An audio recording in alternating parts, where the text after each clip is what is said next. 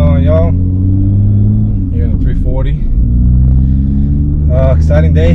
Got everything done to it. Cooling, flush, oil change, new spark plugs. And with the oil change, I'm actually now on full break-in, so I'm running full synthetic on the belt engine, which is sleeved. Has Moly ceramic coated pistons, has K1 rods, ARP head studs, King's bearings, coated bell bearings. Pretty Darton sleeves, I think I already mentioned that.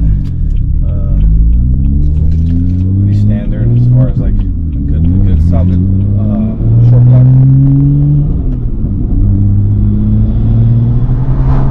As far as the exhaust goes, I went with a straight pipe, 3.5 inch, single exit. So that's something pretty cool. You guys already know I got the DocRace top mount. It's gonna be pretty hard to hear. I put the windows down so you can hear a little bit of the exhaust. It's pretty windy.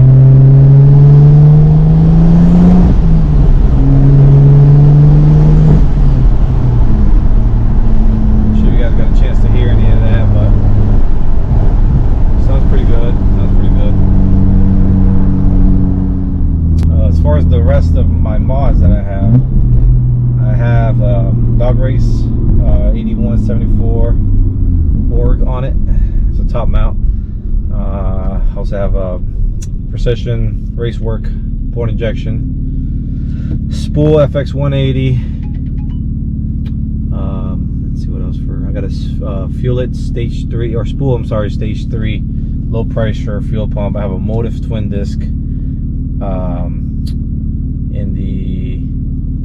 the transmission. I went ahead and deleted the EDC and I put all around Bilstein B8s or B6s, one of those two, all around, non-adjustable, and H&R lowering springs. So pretty standard as far as suspension goes. I did change the axles on it.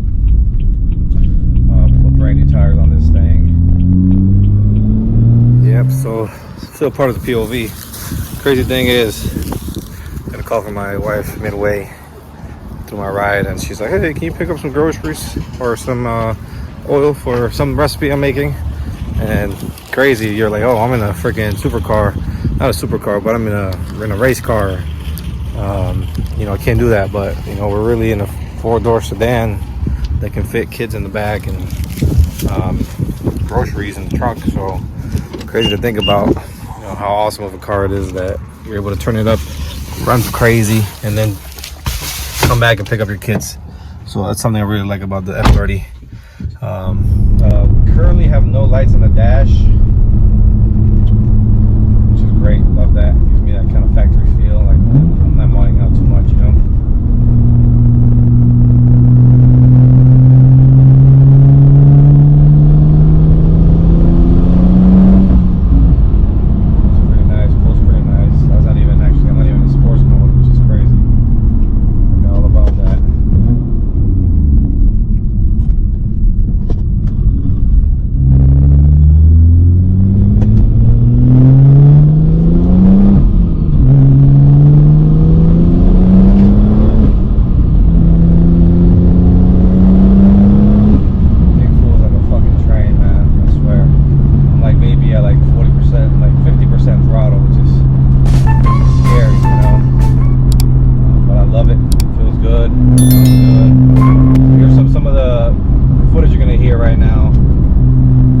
Some of the footage you're going to see right now, it's going to be just kind of cruising on the highway at like 65. And if you're lightly on the gas, you really don't hear a drone. But as soon as you try to speed up a little bit, you know, you're going to hear the exhaust a bit.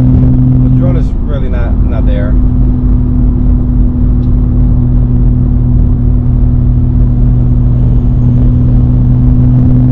One thing I haven't tried yet is the no lift shift.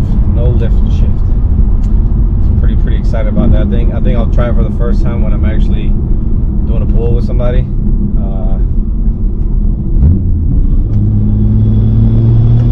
will be the first time. I mean, I've done a ton of GTIs and stuff like that, but guys may know some of these manual transmissions, man, they can be pretty crappy as far as holding power.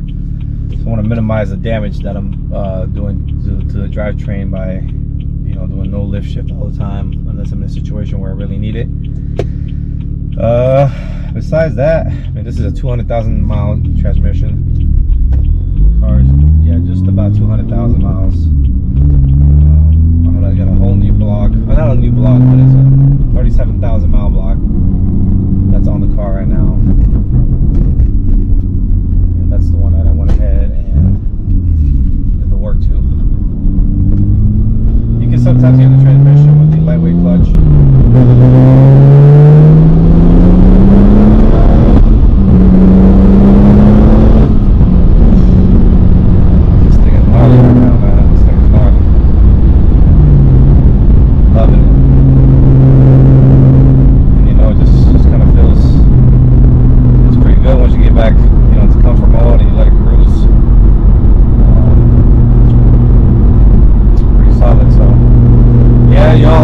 POV in the single turbo, I'm sorry, top mount turbo, single exit, straight pipe, B58.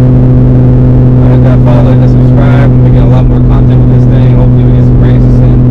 It just happens to be that every time I bring this car out, nobody's at. So that's just the way it is, y'all. Alright, stay tuned. Talk to y'all later.